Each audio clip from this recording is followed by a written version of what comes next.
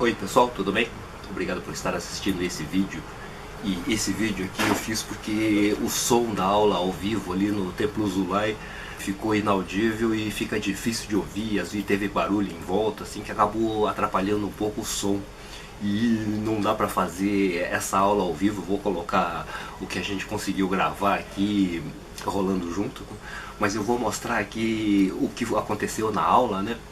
E eu levei para aula essa moldurinha de slide aqui, que isso aqui é uma moldura já antiga de slides, e era para colocar aquele filme, o diapositivo aqui, e a gente pegava e colocava no projetor de slide e projetava na parede. Essa moldura aqui, ela tem a proporção exata ali do DSLR, né, que é o 3x2. Aqui é a posição paisagem e aqui a posição retrato.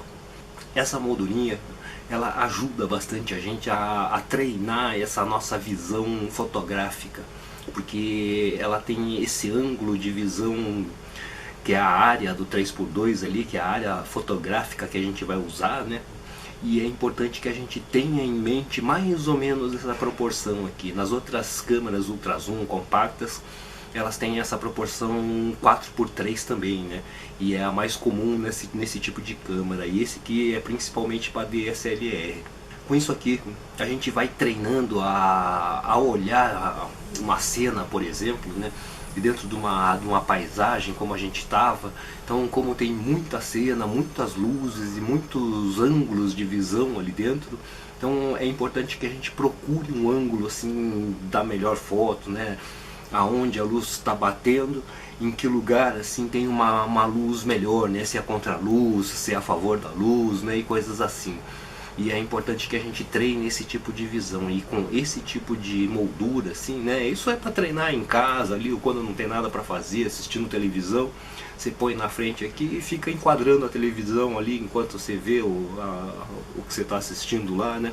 E isso aqui, ele funciona como a moldura da câmera, né, que a gente vai fotografar e a gente vai enquadrar, e pra gente ver, né, que quanto mais longe do meu rosto aqui, ó, nesse caso aqui, como a câmera é a nossa visão, né, seria a minha visão, então essa moldura, quanto mais próxima da câmera aqui, mais grande angular ele é, né, e quanto mais distante da câmera aqui, ele vai fechando esse ângulo, ele vai transformando numa tele.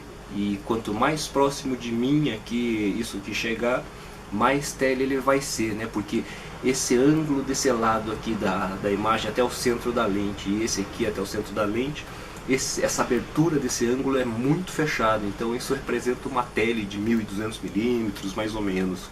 E quanto mais próximo eu estou aqui, é mais para normal, meia tele ou grande angular, se tivesse na grande angular aqui na câmera também, né?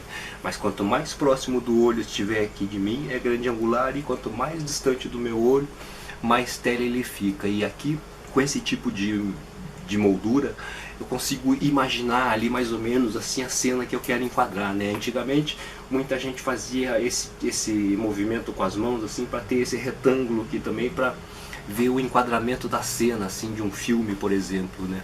Então para nós serve essa moldura aqui, que ajuda bastante, e isso serve para a gente treinar a nossa visão de como achar assim uma cena bonita num ambiente.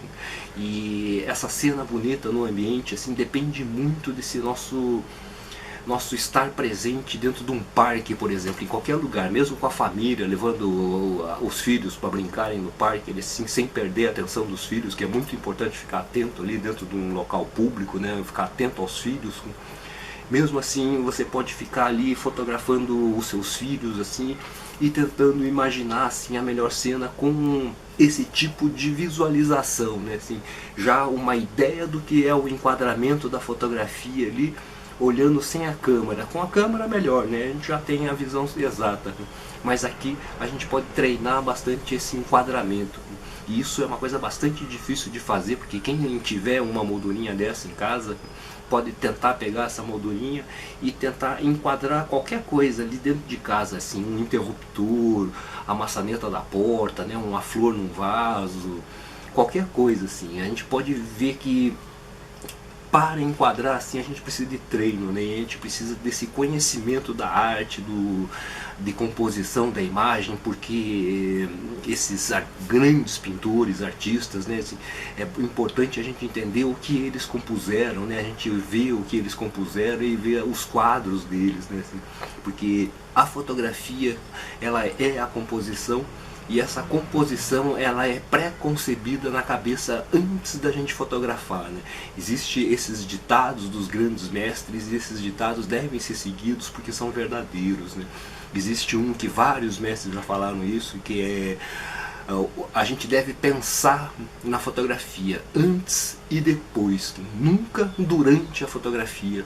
Enquanto a gente está fotografando, a gente tem que ficar atento ao clique do botão aqui, né? A gente tem que estar prestando atenção no que a gente está fotografando. O que a gente está fotografando, a gente tem que ter pensado antes, né? Aquela imagem que a gente queria ter enquadrada na fotografia, a gente já tem que ter ela na cabeça antes de apertar o botão. E isso aqui é uma moldurinha que serve bastante para isso, né? Que ajuda bastante a treinar esse nosso enquadramento, assim, principalmente assim para encaixar direito os elementos dentro desse espaço aqui, que é o nosso espaço para fotografar, né? Que é o lugar onde a gente tem para colocar todos os elementos de composição na nossa fotografia. Então é importante a gente treinar isso, né? A enquadrar a imagem, a estar presente naquele ambiente para a gente perceber essas cenas, porque a gente pode fotografar, a gente pode pegar a nossa câmera e ir apertando, tirando fotografias de coisas que a gente acha bonito, e a gente começa a fazer assim, né? E isso é o começo da carreira do fotógrafo.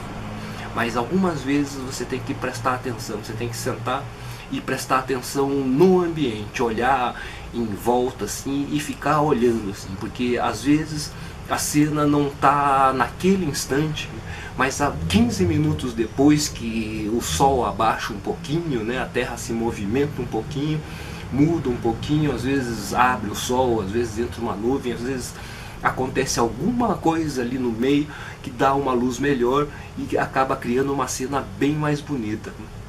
Dessa forma, é a natureza dando para nós essas imagens bonitas, né? Essas cenas lindas que a natureza apresenta às vezes, e a gente tem que estar presente ali assim naquele instante com a câmera ali já meio que preparado para a gente aproveitar esses momentos que a natureza nos brinda, né? Assim, porque isso é um presente mesmo, né? E para captar esse tipo de fotografia depende dessa nossa presença e desse presente que a natureza vai nos dar nas fotografias que a gente vai tirar, né?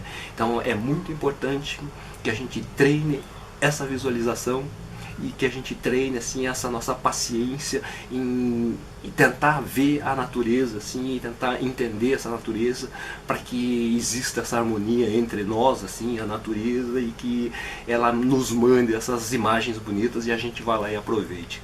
Então é isso aí, pessoal, essa aula continua lá no Rio de Janeiro. Então muito obrigado por ter assistido esse vídeo até aqui. Clique no gostei se você gostou, compartilhe, favorite e comente também. Muito obrigado e até o Rio de Janeiro. Um abraço, até lá.